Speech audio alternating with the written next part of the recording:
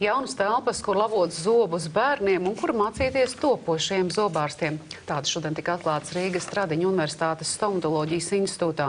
Pēc pārbūves darbiem, kas izmaksājuši te uz 600 000 eiro, jaunajās telpās izvietotas papildu darba vietas un paplašināts pieejamo pakalpojumu klāsts.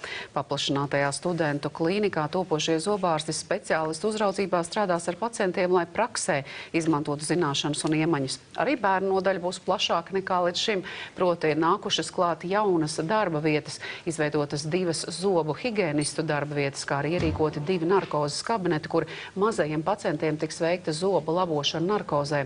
Lai arī ieceres jaunajās telpās ir daudz, tomēr kopumā sāpīgāko problēmu bērnu zobārstniecībā ilgās gaidīšanas rindas jaunās telpas atrisināt nespējas, neslēpj stomatoloģijas institūta valdes priekšsēdētāja.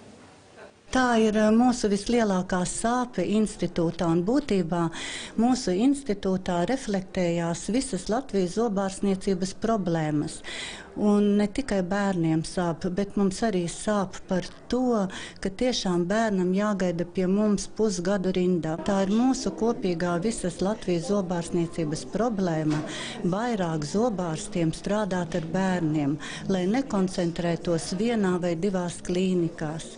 Varbūt mūsu pienākums būtu vairāk un vairāk mācīt strādāt ar bērniem jau studiju gados.